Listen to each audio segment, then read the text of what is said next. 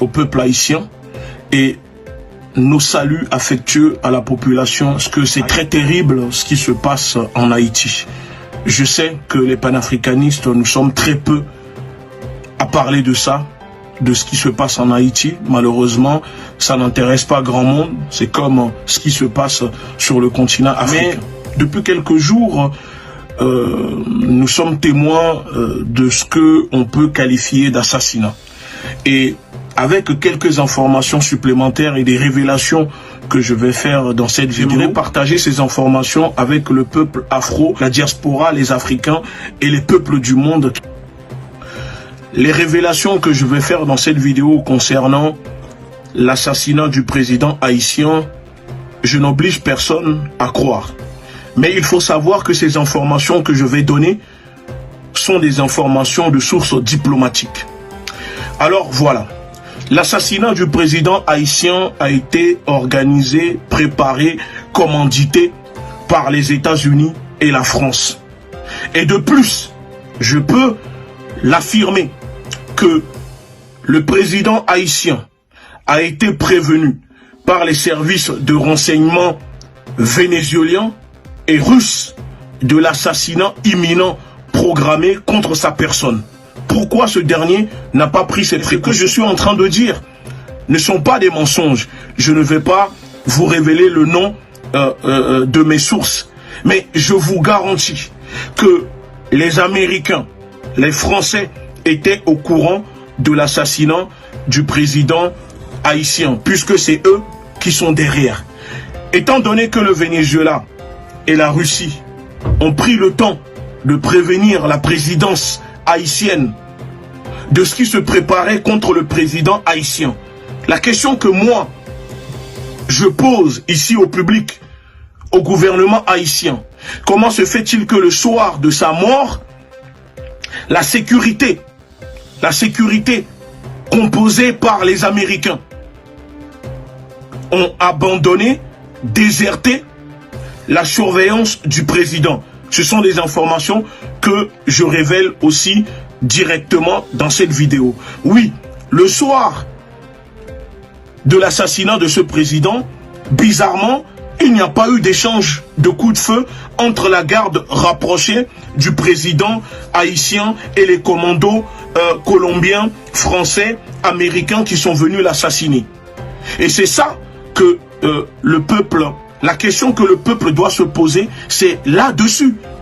Comment se fait-il qu'un président d'un pays, parce que le président haïtien était le président le plus sécurisé dans les Caraïbes, comment se fait-il que ce soir-là, bizarrement, sa garde rapprochée s'est volatilisée?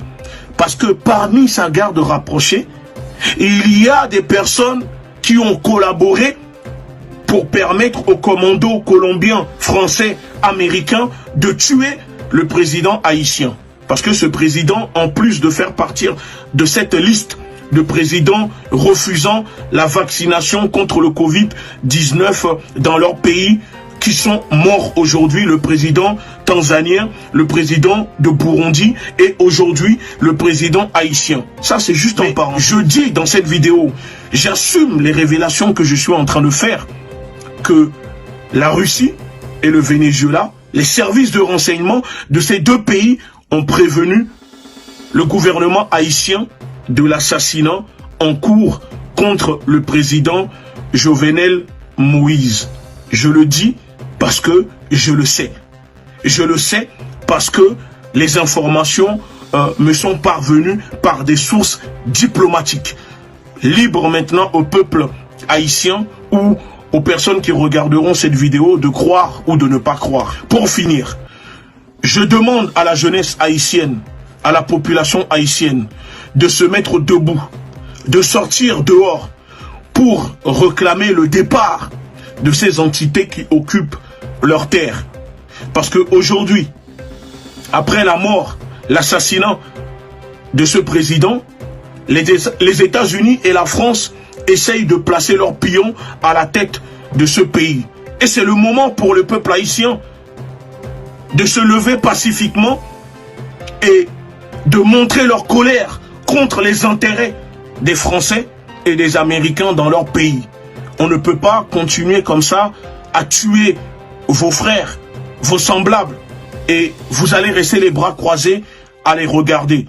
Qu'on soit d'accord ou pas avec ce président, les États-Unis ni la France n'ont pas le droit de venir le faire assassiner. Et le show télévisé qu'ils sont en train de vous faire en vous exhibant ces soi-disant commandos, ça c'est juste pour vous enfumer. Il faut savoir qui sont les commanditaires.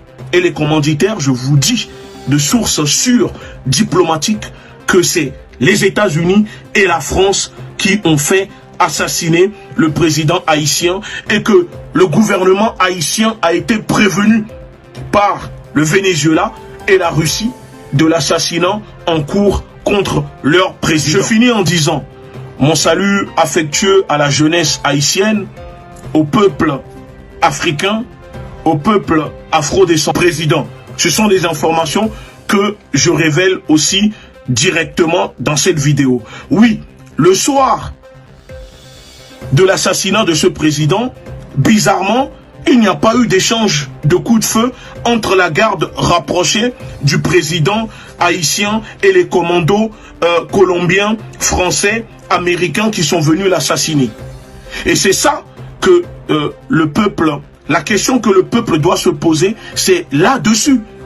Comment se fait-il qu'un président d'un pays, parce que le président haïtien était le président le plus sécurisé dans les Caraïbes, comment se fait-il que ce soir-là, bizarrement, sa garde rapprochée s'est volatilisée? Parce que parmi sa garde rapprochée, il y a des personnes qui ont collaboré pour permettre aux commandos colombiens